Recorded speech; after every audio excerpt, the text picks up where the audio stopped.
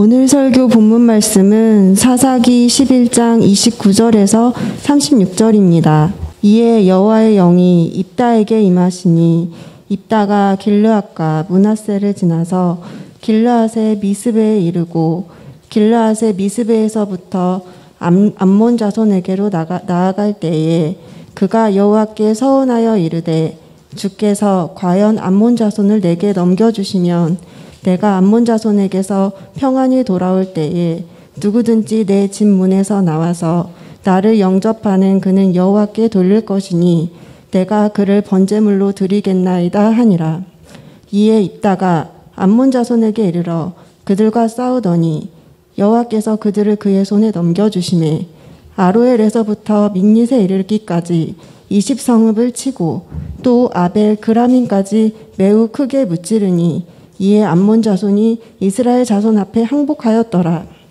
입다가 미스바에 있는 자기 집에 이를 때에 보라 그의 딸이 소고를 잡고 춤추며 나와서 영접하니 이는 그의 무남 동료라.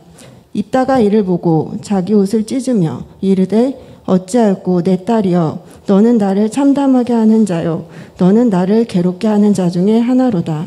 내가 여호와를 향하여 입을 열었으니 능히 돌이키지 못하리로다 하니 딸이 그에게 이르되 나의 아버지여 아버지께서 여호와를 향하여 입을 여셨으니 아버지의 입에서 낸 말씀대로 내게 행하소서.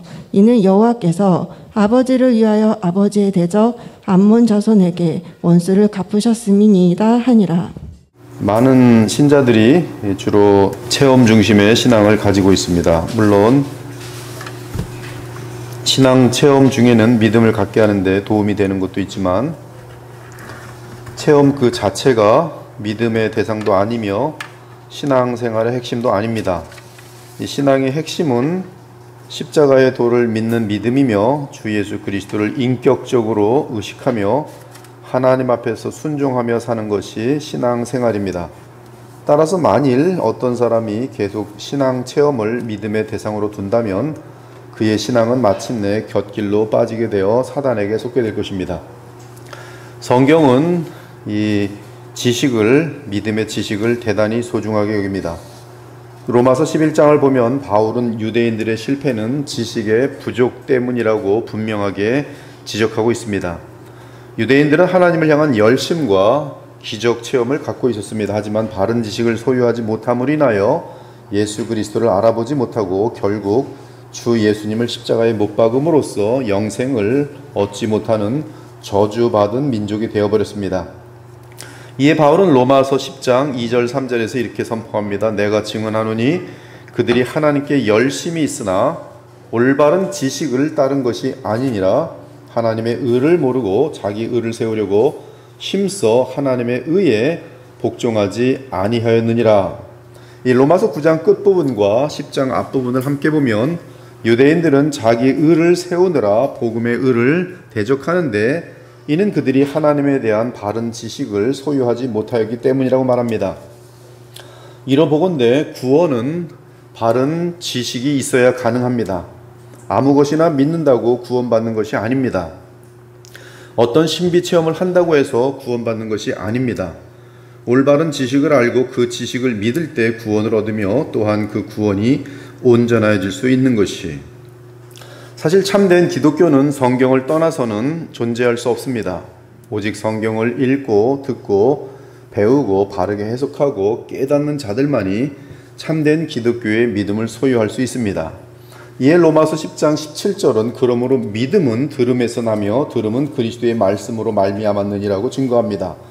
이 구절은 하나님의 말씀으로 나오지 않는 믿음은 하나님의 말씀으로부터 나오지 않는 믿음은 다 거짓 믿음이요 오직 참 믿음은 그리스도의 말씀 즉 복음을 들어야만 생길 수 있다는 것입니다. 이에 베드로는 거짓 복음 및 헛된 성경 해석에 속지 않도록 성도들에게 바른 지식에서 자라나야 한다고 당부합니다. 그러므로 사랑하는 자들아 너희가 이것을 미리 알았은즉 무법한 자들의 미혹에 이끌려 너희가 굳센 데서 떨어질까 삼가라. 오직 우리 주 곧 구주 예수 그리스도의 은혜와 그를 아는 지식에서 자라가라. 영광이 이제와 영원한 날까지 그에게 있을지어다. 그러므로 믿음이란 신앙의 내용을 알아야 믿을 수 있는 것이고, 또한 우리의 신앙은 믿는 내용에 따라 신앙의 옳고 그름이 정하여지는 것입니다. 따라서 우리는 성경 내용을 바르게 이해해야 합니다. 그래야 바른 믿음을 가질 수 있습니다. 바른 지식이 없는 믿음은 맹신이며 살아계신 여호와 삼위일체 여호와 하나님과 무관한 죽은 믿음 또는 헛된 믿음일 뿐입니다. 현대 기독교인들은 생각하기를 싫어합니다. 생각하며 진리를 탐구하고 공부하는 대신에 점점 더 자극적이고 감성적이고 흥분하는 체험 신앙을 추구하고 있습니다. 특히 현대 교회 중에는 많은 교회들이 체험 집회를 허락하고 있습니다.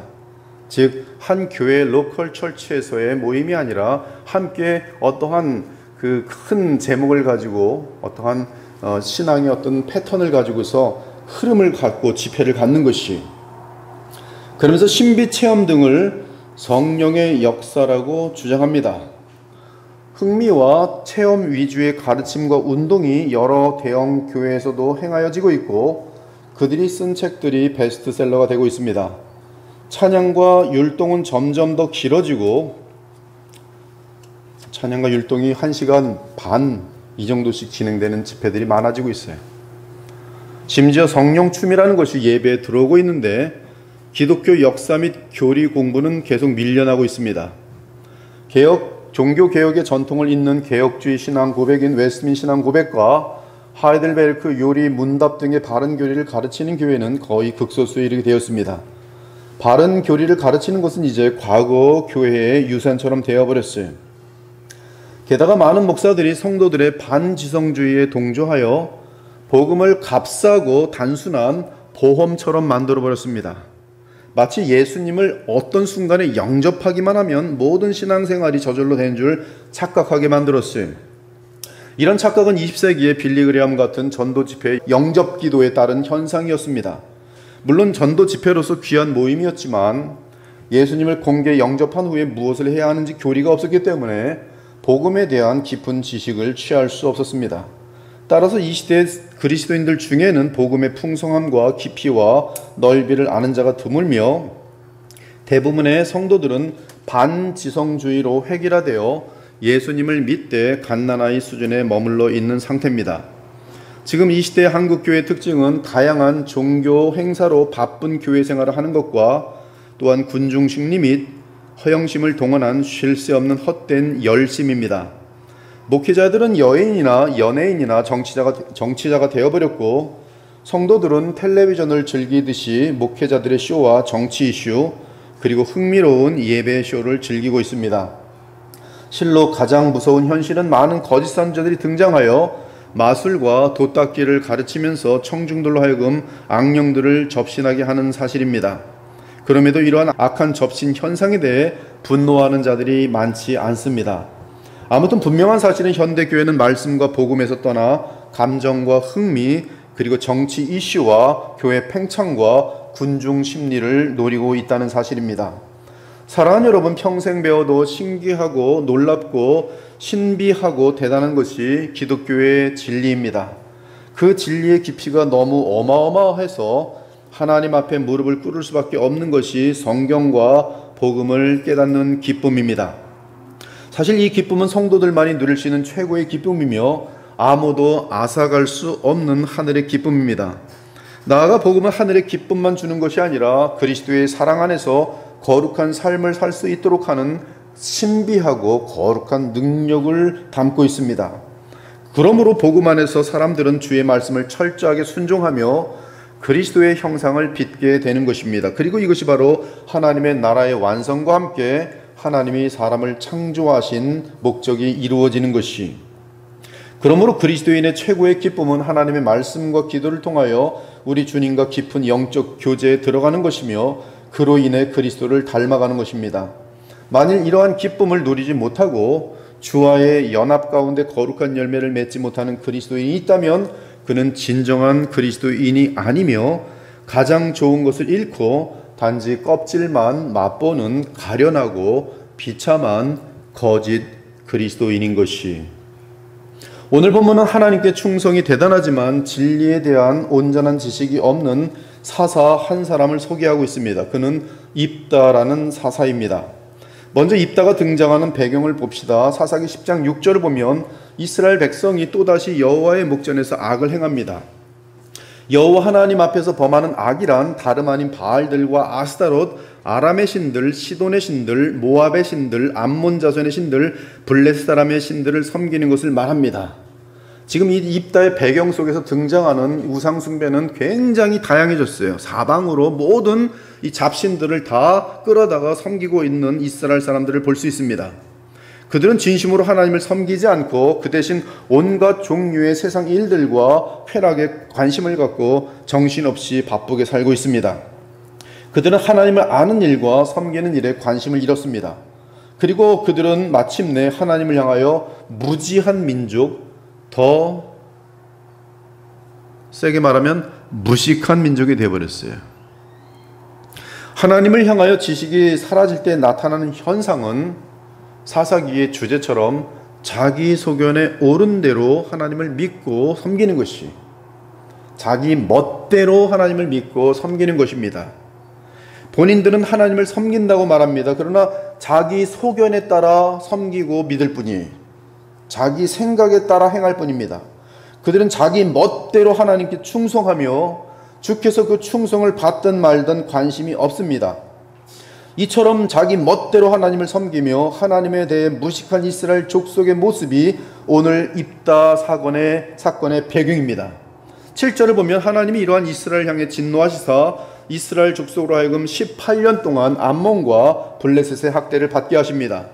이스라엘 민족은 이러한 학대와 고난을 당하면서 그들이 섬기는 우상들이 자신들을 구원하지 못하는 것을 깨닫게 됩니다. 사사기 10장 13절과 14절에서 여호와께서 이스라엘 민족에게 말씀하십니다. 너희가 나를 버리고 다른 신들을 섬기니 그러므로 내가 다시는 너희를 구원하지 아니하리라. 가서 너희가 택한 신들에게 부르지요 너희의 환난 때에 그들이 너희를 구원하게 하라 하신지라. 이때 하나님의 꾸지람을 들은 이스라엘 민족은 진정으로 회개하고 과감히 이방 신들을 제거하였습니다. 놀라운 삶의 결단입니다. 놀라운 변화입니다. 회개란 우상을 과감히 제거하는 것이, 그들은 여호와를 진심으로 섬겼습니다. 16절 자기 가운데에서 이방신들을 제하여 버리고 여호와를 섬김에 여호와께서 이스라엘의 곤고로 말미암아 마음에 근심하시니라. 주께서는 그들이 진심으로 회개하는 것을 보고 마음을 돌이키셨습니다. 우리 주님은 우리가 많은 우상과 제약으로 아무리 낮은 천박한 자리에 처하여 있더라도 다시 마음을 돌이켜 회개하고 주를 바라보면 어떤 상황에서라도 다시 붙들어 주십니다. 그 이유는 하나님은 언제나 언약 안에서 우리를 한없이 사랑하시기 때문입니다. 그때 마침 암몬 자손이 모여서 길르앗 땅을 향해 진을 치고 총 공격을 하려 하였습니다. 이에 이스라엘 자손도 미스바에 진을 쳤습니다. 여기서 미스바는 길르앗 땅 요단강 동편에 야복강 근처에 있는 미스바입니다. 성경에는 미스바가 한 4-5개가 나와요. 그래서 그것을 같은 미스바라고 하면은 곤란합니다. 하여튼 미스바는 이제 여러분들이 지금 요단강이 가운데 쫙 있어요. 요단강. 그리고 요단강 동편, 요단강 서편.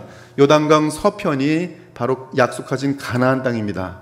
그리고 요단강 서편 이쪽은 가나안 땅인데 그 가나안 땅은 9지파 반지파에게 분배됩니다. 레위 지파는 땅을 받지 못하고요. 9지파 반지파 레위 지파를 빼고 요셉에게 에브라임과 므낫세가 나게 되면서 2지파가 생깁니다. 요셉 지파는 하나가 아니라 2지파가 돼요. 그리고 그 2지파 중에 에브라임은 이쪽에 서쪽의 땅을 얻지만 므낫세 지파 중에 또 한쪽은 또 서쪽을 얻지만 므낫세 반쪽은 저쪽 동쪽을 얻게 됩니다. 그래서 이쪽에 9지파 반지파가 서쪽을 얻게 되고 저쪽에는 이제 이 세 지파가 루벤, 갓, 그 다음에 므낫세 반지파가 저쪽에 이제 이 땅을 얻게 되는데요.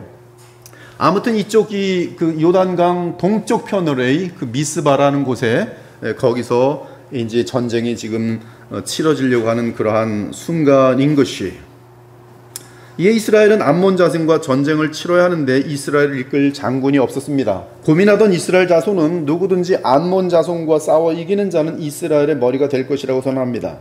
이제 사사기 11장으로 넘어가면 하나님은 이스라엘을 암몬 족속의 손에서 구원하시기 위해 사사 입다를 등장시키십니다.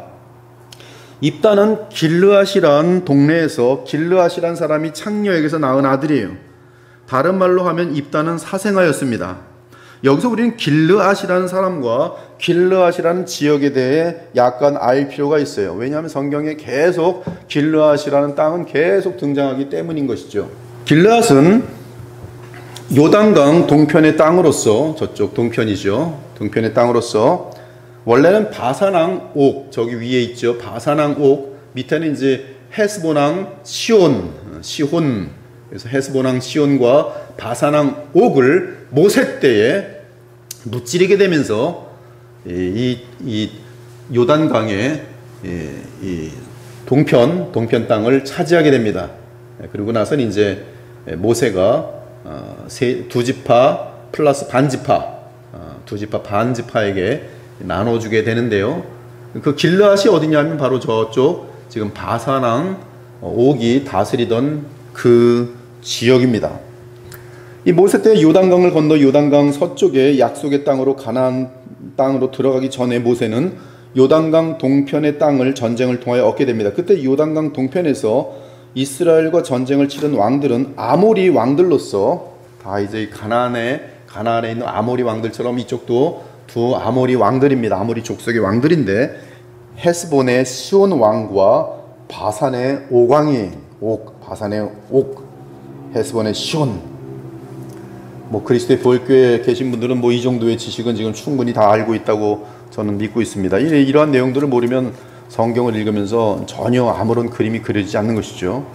모세는 그들을 패하고 요단 동편의 땅을 르우벤과 갓 그리고 므낫세 지파의 반에게 배분해 주었습니다. 이때 므낫세의 아들 중 마길이 있었는데 그 마길의 아들이 길르앗이었어요.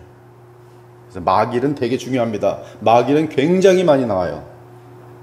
므낫세의 아들 마길, 그리고 마길의 아들이 길르앗이에요. 모세는 바산왕 옥에게서 빼앗은 땅과 길르앗 땅의 반을 길르앗에게 주었어요.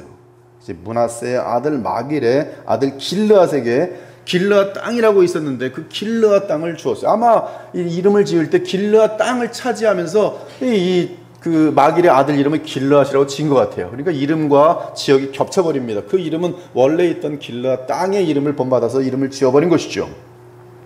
그래서 므낫세 반지파는 이 길르앗 땅, 곧 바산왕 옥이 다스리던 그 땅을 차지하게 됩니다. 여호수아 13장 29절 이하를 보니 모세가 므낫세 반지파에게 기업을 주었으되 므낫세 자손의 반지파에게 그들의 가족대로 주었으니 그 지역은 마하나임에서부터 온 바산 곧 바산왕 옥의 온 나라와 바산에 있는 야일의 모든 고을 60성읍과 길르앗 땅 절반과 바산왕 옥의 나라 성읍 아스다롯과 에드레이라 이는 므낫세 아들 마길의 자손에게 돌린 것이니 곧 마길 자손의 절반이 그들의 가족대로 받으니라.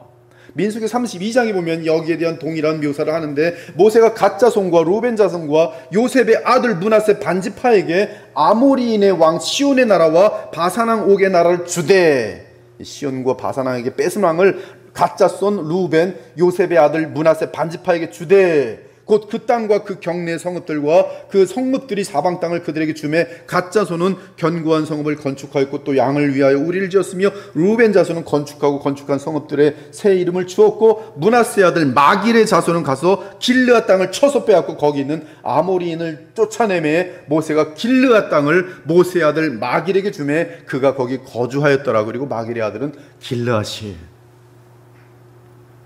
아무튼 오늘 사사기 11장의 길르앗은 므낫세 반지파에 속한 길르앗이라는 사람이고 그가 있는 곳은 당연히 길르앗 땅이었습니다.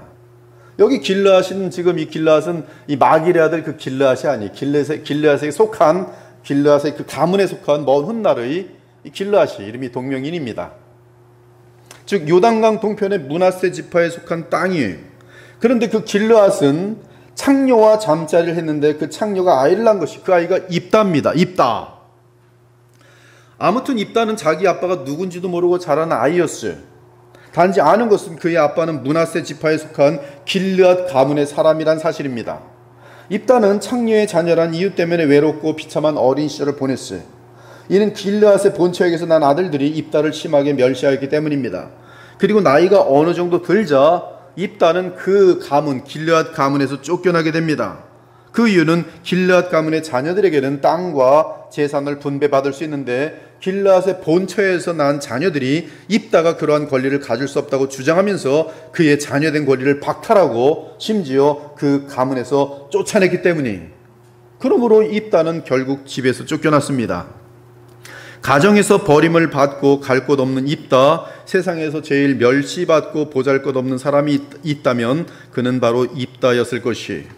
그는 속으로 많이 울었습니다. 인생이 서러웠습니다. 가족도 집도 사회적인 지위도 없었습니다. 심지어 먹을 것과 입을 것도 없는 거지로 살 수밖에 없습니다. 게다가 사생자였기에 이스라엘 모든 백성에게 버림과 천시를 받았습니다. 그 어린 마음속에 상처가 얼마나 컸겠으며 또한 자신을 쫓아낸 길르앗 가문 및 이스라엘 민족을 향한 증오와 미움이 얼마나 컸겠어요. 거지가 된 비참한 입다는 도비라는 땅에 거하게 됩니다. 그리고 그는 그곳에서 잡류, 즉 깡패들의 우두머리가 됩니다. 그는 우두머리가 되었지만 마음 깊은 곳에는 멸시를 받으며 자라난 어렸을 적의 상처를 갖고 있었습니다. 외적으로 비치는 그의 강한 모습 뒤에는 숨겨진 어두운 그늘이 늘 있었습니다. 그는 서러움과 외로움으로 어두웠던 사나이였어요. 그러나 입다는 용맹하였고 신의가 있던 사람이었습니다. 충성심도 대단하였어요. 어떠한 은혜인지 입다는 잡류의 우두머리로 지내면서 여호와 하나님을 알게 되었어요. 그가 하나님에 대한 지식을 어디서 얻었는지 우리는 알 수 없습니다. 하지만 사사기 11장을 보면 입다가 암몬 왕과 서신을 주고받는 내용을 보면 어느 정도 역사 지식이 있는 것을 발견할 수 있습니다. 그는 명석하였고 품위를 갖추고 있었으며 심지어 여호와 하나님의 섭리에 대한 통찰력도 있었습니다. 입다가 아몬 왕과 전쟁을 치르기 전에 원하건대 심판하시는 여호와께서 오늘 이스라엘 자손과 암몬 자손 사이에 판결하시옵소서. 이 판결, 이 쩌찌스, 동일한 이름이 사사기 11장 27절. 이 판결하시옵소서라고 선포한 모습은 그가 전쟁이 하나님께 속한 것임을 알고 심판주 하나님께 전쟁을 의탁하는 장면입니다. 입다는 전쟁에서 승리한 후에도 그 모든 영광을 하나님께 돌리는 순수한 믿음을 보인 사람이었어요. 그는 자기에게 모인 사람들이 한결같이 사회에서 버림받은 잡류들이었지만 그들을 바르게 인도하였습니다. 단지 입다에게 흠이 있다면 그의 신앙 지식이 온전하지 못하였어요. 다른 것은 다 좋은데 믿음의 지식이 온전하지 못하였습니다. 11장 4절을 보니 암몬 자손이 이스라엘을 공격합니다. 초조해진 이스라엘 자손들이 입다를 찾아옵니다. 길르앗 장로들이 입다에게 이르되 이제 우리가 당신을 찾아온 곳은 우리와 함께 가서 암몬 자손과 싸우게 하려 함이니 그리하면 당신이 우리 길르앗 모든 주민의 머리가 되리라.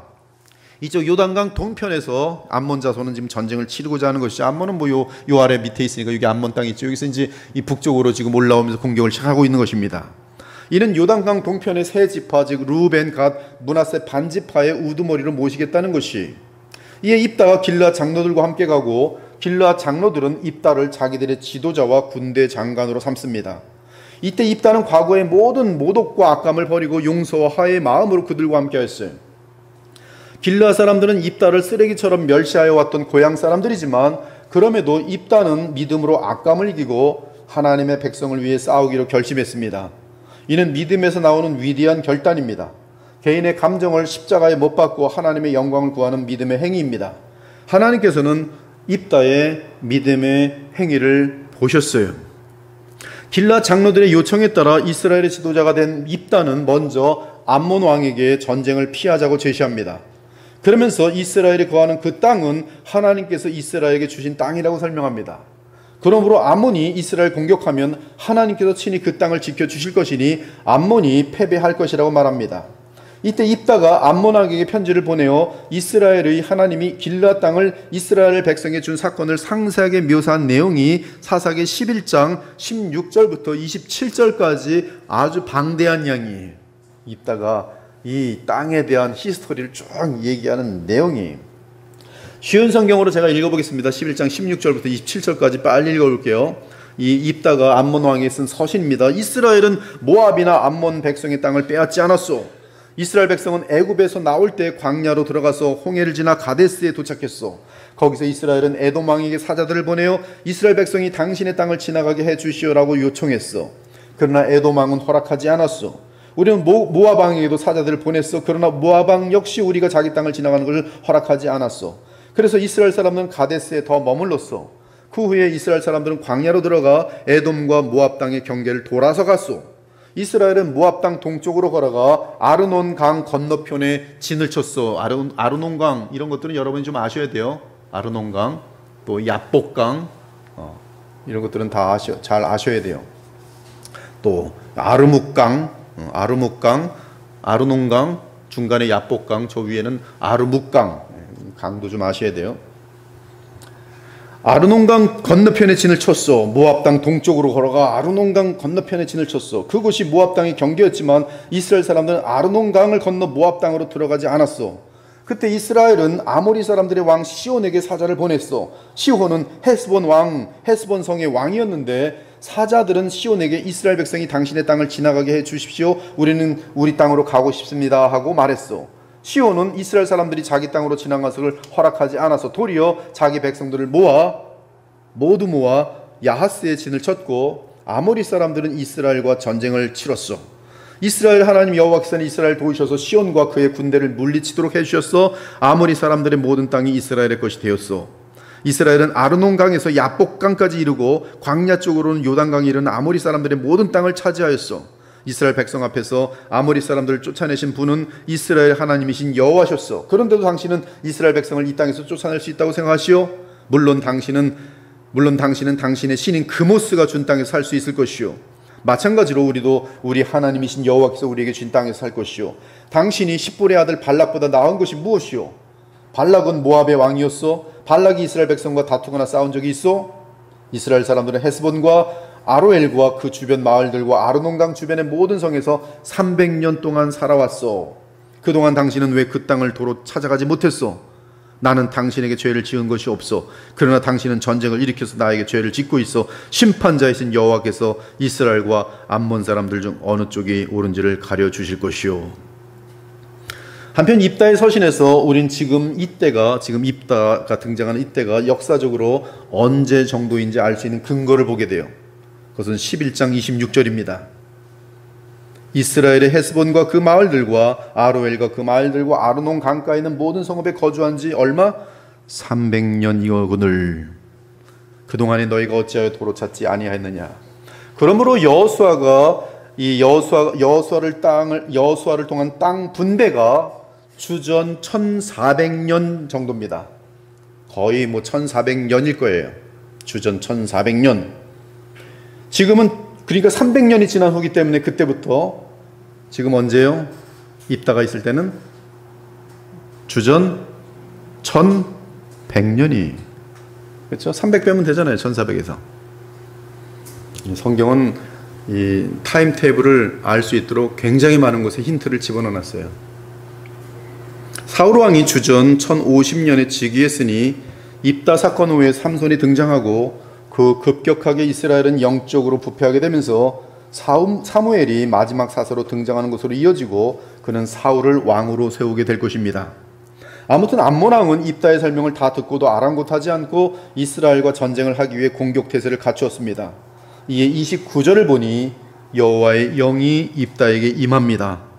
이때 입다는 자신이 암몬 왕에게 선포한 것처럼 하나님의 약속에 근거하여 전쟁의 승리를 확신할 수 있습니다. 그러나 막상 전쟁터에 나가니 그의 믿음이 흔들렸어요. 사랑하는 여러분, 하나님이 친히 말씀하시고 행하실 때 우리가 할 일은 믿고 순종하면 되는 것입니다. 우리가 구원을 얻을 때도 우리가 할 일은 오직 믿음밖에 없이. 입다는 자기 입으로 암몬 왕에게 선포한 것처럼 하나님이 친히 이 싸움에서 전쟁으로 싸우실 것을 믿어했습니다. 자신이 분명히 암몬에게 말한 내용이에요.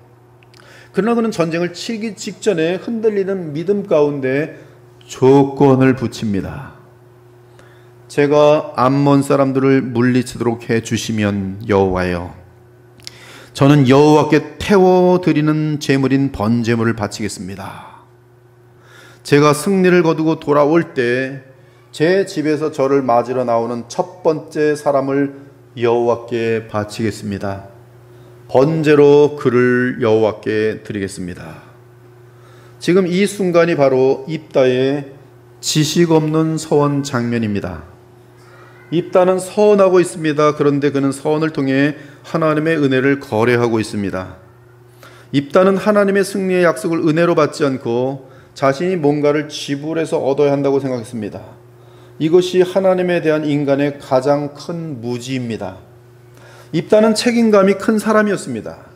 따라서 승리에 대한 지나친 부담이 있었던 것이 확실합니다. 그는 하나님의 도움과 은혜를 확인해 두고 싶은 강한 욕구 가운데 하나님의 약속을, 하나님 말씀하셨지만 그 말씀에 대한 약속을 인간적으로 보장받기 위해 맹세를 하였어요. 이것이 그의 무지에서 나온 어리석은 행위입니다. 하나님의 약속과 은혜를 얻기 위해 내가 뭔가를 행한 후에 그 행위를 의지하는 것, 행위의 의지의 내용이 바뀌는 것이 하나님과 그분이 하신 말씀을 의지하는 것이 아니라 이제는 내가 맹세한 서원을 의지하게 되는 것이, 하나님의 약속과 은혜를 얻기 위해 내가 뭔가를 행한 후에 그 행위를 의지하는 것, 그것이 바로 아르미니언이, 그것이 바로 구원과는 정반대가 되는 가장 큰 어리석음이며 불신입니다. 하나님의 구원을 인간이 대가를 지불하여 보장받겠다는 무지가 나타난 것이, 이는 하나님의 약속을, 이는 신의 약속을 보장받으려는 그 당시의 우상숭배, 이 모든 지금 그렇게 많이 날된 그 우상들의 풍습이었어요. 놀랍게도 암몬이 특별히 더 그랬어요. 암몬 족속. 그러니까 그동안에 보고 들은 것이 이방 종교들이 전쟁을 할 때 뭘 하는가, 자기네들이 믿는 신에게 번제 드리는 서원을 하고 먼저 번제를 드리고 그리고 전쟁을 나가는 거예요. 이거 드렸으니 신이시여 우리에게 승리를 주시옵소서 조건이었어요. 지금 입다도 똑같이 하고 있는 것이, 사랑하는 여러분, 성도가 서원을 한다면 이는 하나님과의 거래 차원이 아니라 오직 하나님을 향한 감사 차원에서 행해야 할 것이, 아무튼 입다는 거래 차원에서 서원을 하였습니다. 더 큰 문제는 서원 내용 역시 입다의 무지를 드러내고 있습니다. 즉 서원 내용이 잘못된 것이, 그는 하나님이 그로 하여금 암몬에게 이기게 하시면 돌아오는 길에 처음으로 그를 영접하는 사람을 무조건 하나님께 번제로 드리겠다고 맹세합니다. 지금 입다의 의도는 정확히 사람을 번제로 드리는 것이, 하지만 사람을 번제로 드리는 것은 하나님께서 가증하게 여기고 금하는 것이기 때문에 주의 뜻과 자명하게 어긋나는 행위입니다. 사람을 번제로 바치는 것은 그 당시 전쟁에서 승리를 보장받기 위해 이방인들이 그들의 우상 신들에게 행하던 종교 관습이었어요. 사실 사람을 번제로 드리는 것은 지금 입다가 전쟁하는 암몬 족속이 자신들의 신 몰렉에게 사람을 불로 태워드리는 악한 이방 풍습이었어요. 번제예요. 몰렉에게 드리는 번제였어요. 학자들 중에는 히브리서가 입다를 믿음의 영웅으로 부르고 또한 암몬과의 대화에서 입다의 성경 지식이 나타난 것을 참조하여 이 구절을 무리하게 해석하는 사람들이 여럿 있습니다. 그러나 본문을 평범하게 읽으며 그 문맥에 있어서 입다의 서원을 보면 입다의 서원은 사람을 불로 태워 번제로 드리는 것이 확실합니다. 또한 게다가 그 당시에 입다의 이 등장 배경이 얼마나 많은 우상숭배에 만연해 있는지를 이스라엘 사람들을 본다면 이것은 입다가 자기도 모르게 주변에 그동안 보았던 이방인들 전쟁을 보장받는 방법인 것을 곧바로 알 수가 있는 것이, 아무튼 지금 입다는 자신의 서원 내용이 하나님께서 기뻐하시는지 아닌지는 관심 없습니다. 단지 내가 하나님 앞에서 약속했으니 의리 있는 나는 하나님께서 기뻐하시든 말든 그 서원을 지키겠다는 것이, 내가 하나님께 가장 소중한 것을 서원했으니 하나님은 전쟁의 승리를 분명하게 허락하시기만 하면 된다는 식이었어요. 하지만 하나님께서 입다에게 승리를 주신 이유는 입다의 서원과 전혀 무관합니다. 그가 서원을 하든 말든 하나님은 이미 그 말씀하신 약속대로 암몬 족속으로부터 이스라엘을 구하기로 작성하셨기 때문에 그래요. 그러므로 입다의 서원은 전쟁 승리와는 전혀 상관없는 쓸모없는 어리석은 행위였어요. 입다의 지식 없는 서원은 엄청난 결계를 초래합니다. 입다는 암몬 군대와의 전쟁을 치른 후 위대한 승리를 안고 집에 돌아옵니다. 그런데 그를 처음으로 맞이한 사람은 다름 아닌 입다의 외동딸이었어요. 무남 동녀였습니다. 입다가 미스바에 있는 자기 집에 이를 때 보라, 그의 딸이 소고를 잡고 춤추며 나와서 영접하니 이는 그의 무남 동녀라. 이를 보고 자기 옷을 찢으며 이르되 어찌할꼬 내 딸이여, 너는 나를 참담하게 하는 자요, 너는 나를 괴롭게 하는 자 중에 하나로다. 내가 여호와를 향하여 입을 열었으니 능히 돌이키지 못하리로다. 오직 하나밖에 없는 외동딸이며 입다의 외로움과 상처를 잊게 하였던 귀한 딸입니다. 이 어떤 어려움과 환난에서도 이쁜 외동딸을 보며 위로를 삼던 입다였어요. 그런데 이게 왜 난립니까? 하나님의 의도와는 무관하게 자기 멋대로 맹세한 서원 때문에 가장 즐거워야 할 순간이, 하나님의 은혜를 마음껏 찬양하고 기뻐하고 감사해야 할 순간이 도리어 가장 비참하고 가장 슬픈 고통의 순간이 되어버렸어요. 그런데 그 아버지, 그 딸입니다. 딸이 그에게 이르되 나의 아버지께서 여호와를 향하여 입을 여섰으니 아버지의 입에서 낸 말씀대로 내게 행하소서. 이는 여호와께서 아버지를 위하여 아버지의 대적 암몬 자손에게 원수를 갚으셨음이니이다 하니라. 또 그의 아버지에게 이르되 이 일만 내게 허락하사 나를 2달만 버려두소서. 내가 내 여자친구들과 산에 가서 나의 처녀로 죽음을 인하여 애곡하겠나이다 하더라.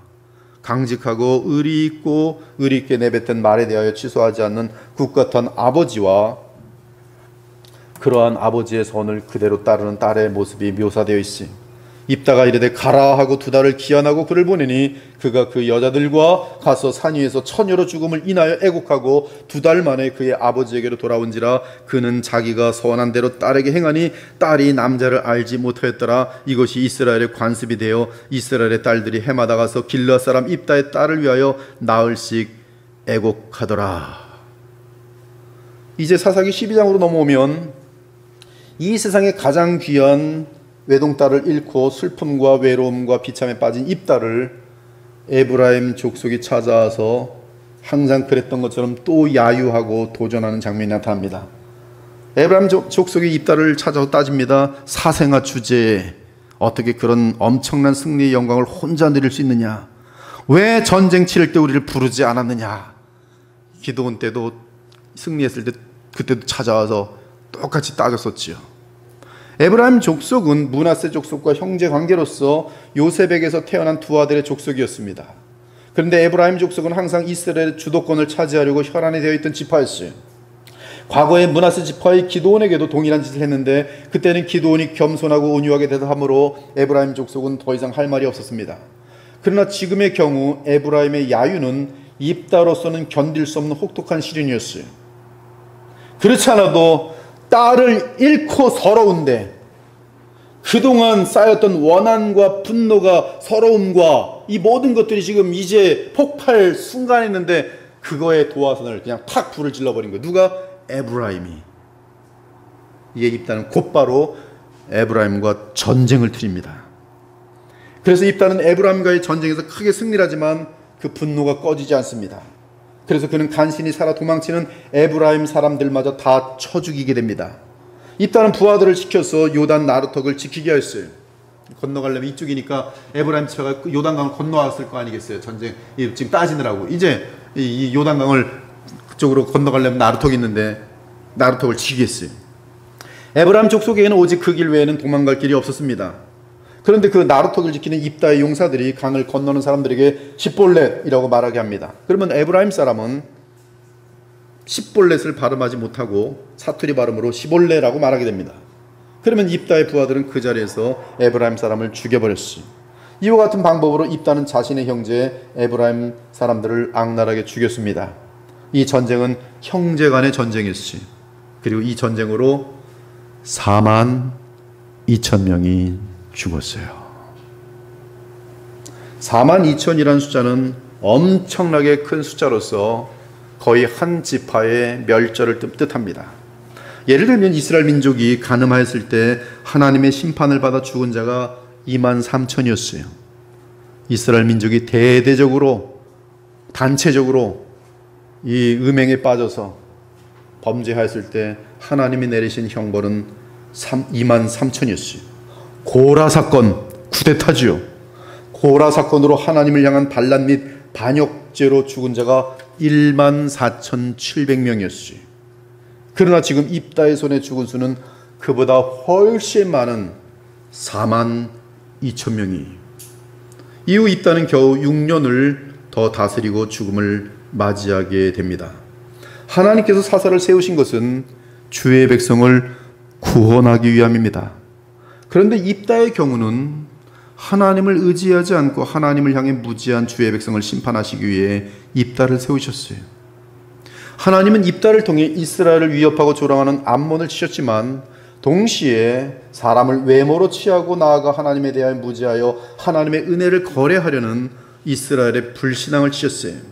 사랑하는 여러분, 입다 사건을 정리해보면 그는 진정으로 의리 있고 충성스러운 장군이었습니다. 자신의 모든 것을 하나님께 드릴 마음의 자세를 갖추고 있었으며 나아가 무남 동료까지 바쳤던 충성스러운 사람이었습니다. 그러나 그는 자기 소견에 오른 대로 지식 없는 서원을 하였고 그 결과로 인하여 참된 영광을 누리지 못하는 슬픈 사람이 되어버렸어요.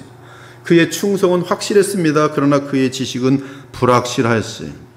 오늘 입다 사건은 우리에게 경종을 울리는 사건입니다. 하나님을 아는 지식이 없음에 대한 경고입니다. 그러므로 우리는 더욱 부지런히 하나님을 아는 지식을 소유해야 할 것이, 호세아 선지자는 북이스라엘 향하여 그들이 멸망하는 이유는 하나님을 향한 지식이 없기 때문이라고 분명히 말합니다. 그러므로 우리가 여호와를 알자, 힘써 여호와를 알자. 그의 나타나심은 새벽빛같이 어김없나니 비와 같이 땅을 적시는 늦은 비와 같이 우리에게 임하시리라. 여호와는 인애를 원하고 제사를 원하지 아니하며 번제보다 하나님을 아는 것을 원하느니라.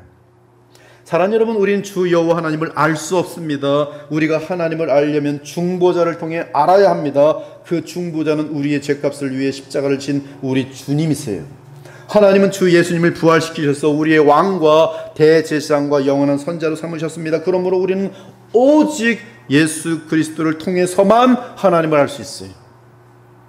예수님 안에서 하나님을 인격적으로 체험하며 아버지라 부를 수 있습니다. 우리가 주 예수 그리스도를 통해 하나님을 아는 지식이 깊어갈 때 우리는 요동하는 이 세상에서 죄악과 이단에 물들지 않고 넉넉히 하나님의 자녀답게 살아갈 수 있는 것이, 입다 사건과 함께 한 가지 더 다루어야 할 것은 서원에 대한 것입니다. 이 서원은 결혼식이나 세례식처럼 공식적인 예식 또는 예배를 통해 하나님과 성도들 앞에서 하는 맹세 서원이 있습니다. 또는 개인이 하나님을 만나 경험하면서 예배 때나 개인 기도 때 하나님 앞에서 서원을 하는 경우가 있습니다. 이러한 경우 서원은 본인이 입을 열지 않으면 하나님과 자신만의 비밀이 될 것입니다. 그러나 서원을 한 것을 친지나 주변 사람들에게 알리게 되면 그 서원은 비밀로 있지 않고 암암리에 사람들에게 알려지는 서원이 됩니다. 입다가 무지할 뿐만 아니라 자기 고집과 의가 너무 셌습니다. 하나님께 서원을 했더라도 만일 외동딸이 나오는 것을 보았다면 서원 내용이 주 앞에 옳은 것인지 확인해 보아야 했을 것입니다. 정말로 하나님께서 입다가 그 서원을 지키기를 원하시는지 확인해 보아야 했을 것입니다. 주님이 기뻐하지도 않는 서원을 했고 또한 그 서원을 지키기 위해 또 다른 악을 행하여야 할 경우는 서원이 잘못됐다는 것을 인정하고 주께 회개하고 그 서원을 취소하는 것이 옳은 것입니다. 그러므로 함부로 아무렇게나 서원하는 것은 하나님 앞에서 경솔한 것입니다. 그리고 서원을 지키지 못하면 죄가 됩니다. 하지만 서원이 만일 내 마음과 삶을 주께 드리는 충성심에서 나온 것이고 그 내용이 옳은 것이라면 어떻게든 서원을 지키는 것이 주의 마음에 합한 사람이 되는 비결입니다. 성령으로 충만할 때 많은 고민 끝에 서원을 하는 것은 권장할 만한 일이에요. 물론 함부로 입을 벌려 감정적으로 서원하는 것은 잦은 실수가 되면서 하나님을 우습게 여기는 꼴이 되지만 그런 것이 아니라 진심으로 주께 내 모든 것을 바치는 믿음의 고백에서 행한 서원이라면 주께서는 우리가 우리의 연약함으로 인해 지키지 못할지라도 용서해 주시고 심지어 내 자신을 과분하게 알고 저질렀던 서원 약속을 훗날 겸손하게 만드신 후에 지키시도록 만드시는 것이 주 하나님의 자비와 섭리와 사랑인 것을 발견하게 됩니다. 그러기에 주 예수님은 기고만장한 가운데 베드로가 했던 서원, 즉 나는 결코 주를 부인하지 않으리라는 서원이 헛될 것을 아셨지만 그 마음 중심이 진심인 것을 아시고 훗날에 성령을 받게 하심으로 결국 십자가의 거꾸로 순교하기까지 자기 생명을 걸고 주를 부인하지 않게 만들어내셨어요. 즉 베드로는 서원을 어겼지만 그러나 결국은 그 서원을 지키고 이 세상을 떠났어요. 이는 우리의 서원이 진심으로 나온 것이고 하나님을 사랑하고 경외하는 가운데 한 것이라면 주께서 그 마음을 아시고 그 서원을 지킬 수 있는 능력과 지위와 처지와 상황과 힘을 허락해 주심으로 참으로 서원을 지키고야 말도록 만드시는 주의 자비와 사랑인 것이, 그것을 확인하게 될 때 우리는 한량없는 은혜 가운데 주를 찬송하고 감사하며 무릎을 꿇게 되는 것이, 사랑하는 여러분, 주의 신자의 마크가 있다면 항상 말씀드리는 것이지만 신용이, 지금 이 시대는 신용이라는 단어는 조폭에게로 넘어가 있어요. 그러나 신용이라는 단어가 절대적으로 떠나지 않았던 그룹이 있었으니 그들은 바로 크리스찬들에게 가장 중요한 것은 신용이, 즉 믿을 만한 사람이 되는 것입니다. 이는 주께서 약속에 신실하시기 때문에 주의 자녀들 역시 약속에 신실히 하는 것이, 언제나 내뱉은 말에 대해 지키기 바랍니다. 일구이연이라는 것은 진실한 그리스도인에게는 절대로 허용될 수 없는 것이, 강아지에게 약속을 하더라도 지키셔야 합니다. 사회적으로 별 볼 일 없는 사람과 약속을 실수같이 하더라도 지키셔야 합니다. 그것이 진정한 크리스찬, 성숙한 크리스찬의 모습이에요. 그러므로 지킬 수 없는 약속은 하지 마시고 실수든 뭐든 약속을 하게 되었다면 반드시 지키기 바랍니다. 그것이 신자의 도리. 그러므로 하나님께 하신 약속이 있습니까? 지금이라도 그 약속을 지킬 수 있다면 당장 가능한 빨리 지키시기 바랍니다. 혹시 능력과 처지가 안 되고 별 생각 없이 하신 약속이라면 철저하게 회개하고 주님께 양해를 받고 취소하기 바랍니다. 그러나 가능하다면 주께 드린 약속을 지킬 수 있도록 도와달라고 기도하면서 서원을 지킬 수 있기를 바랍니다. 그러므로 입다는 서원의 내용은 어리석은 것이었지만 그 마음은 진실한 것이었기 때문에 믿음의 영웅에 그럼에도 불구하고 들어가게 되었어요.